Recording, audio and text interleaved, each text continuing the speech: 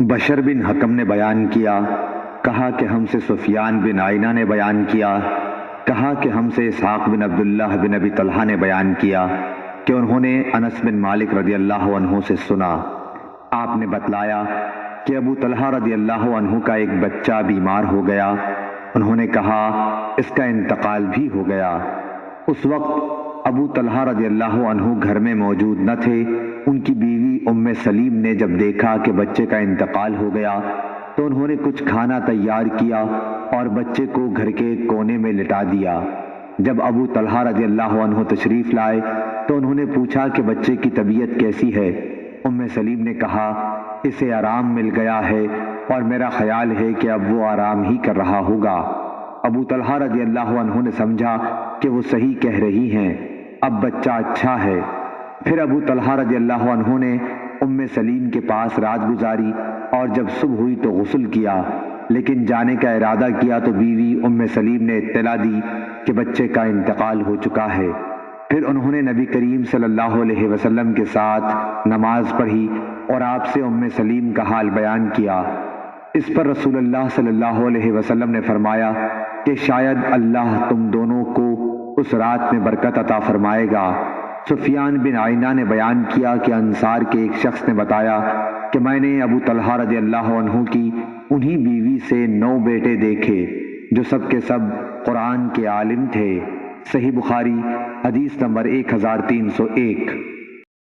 غندر نے بیان کیا، ان سے شعبہ نے، ان سے ثابت نے، انہوں نے بیان کیا کہ میں نے انس رضی اللہ عنہ سے سنا، آپ نبی کریم صلی اللہ علیہ وسلم کے حوالے سے نقل کرتے تھے کہ آپ صلی اللہ علیہ وسلم نے فرمایا صبر تو وہی ہے جو صدمے کے شروع میں کیا جائے۔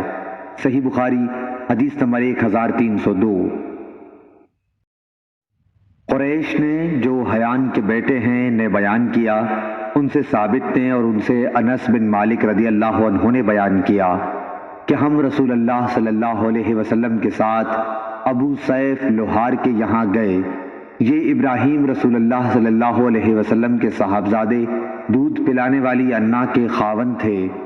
حضور صلی اللہ علیہ وسلم نے ابراہیم رضی اللہ عنہ کو گود میں لیا اور پیار کیا اور سونگھا۔ پھر اس کے بعد ان کے یہاں پھر گئے، دیکھا کہ اس وقت ابراہیم رضی اللہ عنہ دم توڑ رہے ہیں۔ رسول اللہ صلی اللہ علیہ وسلم کی آنکھیں آنسوؤں سے بھر آئیں تو عبد الرحمن بن عوف رضی اللہ عنہ بول پڑے کہ یا رسول اللہ صلی اللہ علیہ وسلم، اور آپ بھی لوگوں کی طرح بے صبری کرنے لگے۔ حضور اکرم صلی اللہ علیہ وسلم نے فرمایا ابن عوف، یہ بے صبری نہیں، یہ تو رحمت ہے۔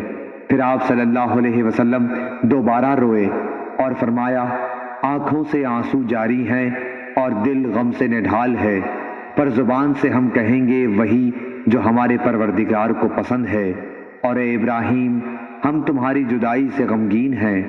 اس حدیث کو موسیٰ بن اسماعیل نے سلیمان بن مغیرہ سے، ان سے ثابت نے اور ان سے انس رضی اللہ عنہ نے نبی کریم صلی اللہ علیہ وسلم سے روایت کیا ہے۔ صحیح بخاری حدیث نمبر 1303۔ عبداللہ بن وہب نے کہا کہ مجھے خبر دی عمرو بن حارث نے، انہیں سعید بن حارث انصاری نے، اور ان سے عبداللہ بن عمر رضی اللہ عنہ نے بیان کیا، سعد بن عبادہ رضی اللہ عنہ کسی مرض میں مبتلا ہوئے۔ نبی کریم صلی اللہ علیہ وسلم عیادت کے لیے عبد الرحمن بن عوف، سعد بن ابی وقاص اور عبداللہ بن مسعود رضی اللہ عنہم کے ساتھ ان کے یہاں تشریف لے گئے۔ جب آپ صلی اللہ علیہ وسلم اندر گئے تو تیمار داروں کے ہجوم میں انہیں پایا۔ آپ صلی اللہ علیہ وسلم نے دریافت فرمایا کہ کیا وفات ہو گئی؟ لوگوں نے کہا نہیں یا رسول اللہ صلی اللہ علیہ وسلم۔ نبی کریم صلی اللہ علیہ وسلم ان کے مرض کی شدت کو دیکھ کر رو پڑے۔ لوگوں نے جو رسول اکرم صلی اللہ علیہ وسلم کو روتے ہوئے دیکھا تو وہ سب بھی رونے لگے۔ پھر آپ صلی اللہ علیہ وسلم نے فرمایا کہ سنو، اللہ تعالی آنکھوں سے آنسو نکلنے پر بھی عذاب نہیں کرے گا اور نہ دل کے غم پر، ہاں اس کا عذاب اس کی وجہ سے ہوتا ہے۔ آپ صلی اللہ علیہ وسلم نے زبان کی طرف اشارہ کیا، اگر زبان سے اچھی بات نہ نکلے تو یہ اس کی رحمت کا باعث بنتی ہے اور میت کو اس کے گھر والوں کے نوحہ و ماتم کی وجہ سے بھی عذاب ہوتا ہے۔ حضرت عمر رضی اللہ عنہ میت پر ماتم کرنے پر ڈنڈے سے مارتے، پتھر پھینکتے اور رونے والوں کے منہ میں مٹی جھونک دیتے۔ صحیح بخاری حدیث نمبر 1304۔ محمد بن عبداللہ بن ہوشب نے بیان کیا، کہا ہم سے عبد الوہاب ثقفی نے، ان سے یحییٰ بن سعید انصاری نے، کہا کہ مجھے عمرہ بنت عبد الرحمن انصاری نے خبر دی۔ انہوں نے بیان کیا کہ میں نے حضرت عائشہ رضی اللہ عنہا سے سنا، آپ نے فرمایا کہ جب زید بن حارثہ، جعفر بن ابی طالب اور عبداللہ بن رواحہ رضی اللہ عنہم کی شہادت کی خبر آئی تو حضور اکرم صلی اللہ علیہ وسلم اس طرح بیٹھے کہ غم کے آثار آپ کے چہرے پر نمایاں تھے۔ میں دروازے کے ایک سوراخ سے آپ صلی اللہ علیہ وسلم کو دیکھ رہی تھی۔ اتنے میں ایک صاحب آئے اور کہا کہ یا رسول اللہ صلی اللہ علیہ وسلم، جعفر کے گھر کی عورتیں نوحہ اور ماتم کر رہی ہیں۔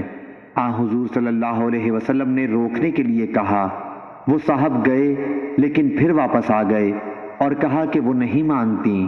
آپ نے دوبارہ روکنے کے لیے بھیجا، وہ گئے اور پھر واپس چلے آئے، کہا کہ بخدا وہ تو مجھ پر غالب آ گئی ہیں، یا یہ کہا کہ ہم پر غالب آ گئی ہیں۔